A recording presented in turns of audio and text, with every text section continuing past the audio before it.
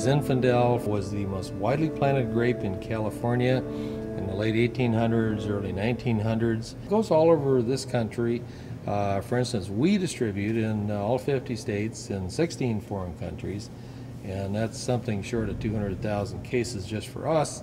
Originally, the grapes came from Croatia, according to research that was done at UC Davis. However, it was Italian immigrants that brought them to California and planted them. They put them in their fields, they blended them with other grape varietals. They were really very experimental in how they were making and growing grapes, and they sort of thumbed their noses at European tradition. They decided to do things their own way. In typical California style, they were a little bit rebellious.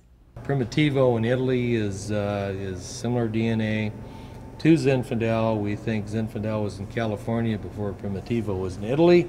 There's some Italians who dispute that, I think. When someone's making Pinot Noir here, they're trying to make a Burgundy. When they're trying to make a Cabernet here in California, they're trying to make it like Bordeaux. There's no bar for that here. There's no previous Zinfandel comes from this area and it should taste like this. There's no standard for how Zinfandel has to be, so that allows a lot more freedom of expression. And the winemakers take advantage of that, and they make things they think are going to be interesting. They make it for their own palate. Right. This one here is the Varietal Show 2006 Zinfandel. So each area has its own terroir, or the expression of the fruit that comes from where it was grown.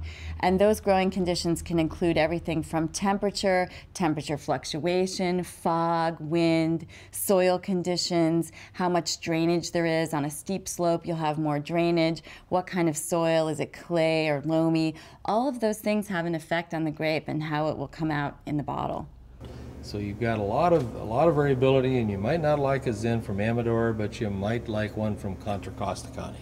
If you have very hot days, say down in Paso Robles, you're going to get these earthy characteristics that come through in the wine, whereas up in Mendocino, you get the cool fog and maybe a longer, slower growing season, and that is going to make a higher acid wine that's going to be maybe a little lighter and a little bit more elegant. You can get a very light Beaujolais style of Zinfandel, or you can get a very rich, deep, dark Zinfandel. You can even make port out of it. So late harvest Zinfandel is very popular here as a dessert wine, goes great with chocolate. It's a wonderful wine because if you're going to take the little bit richer, larger styles that we have that maybe from more mountain fruit, that's a steak and a prime rib wine, and I mean that'll rival Cabernet Sauvignon.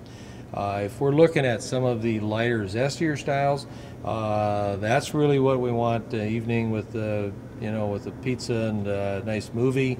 If we're going to get the barbecue wine out, something that's fresh and spicy, goes with that hamburger and and the grilled pork chops and all the fun stuff we do out there. Zinfandel can often be aged 10 to 15 years. However, the majority of the time, it's for drinking now. The Wine Institute says that the average consumer ages their wine 47 minutes from the time they purchase it to the time that they drink it. I think it rides home in the car or something, and that's the aging process. So Zinfandel is a very good grape for people who are wanting immediate gratification. I would emphasize anybody that likes wine, you don't have to know those things. You just say I like it or I don't like it, and that's good enough. Because you don't have to be a poet and a prophet to be a wine drinker.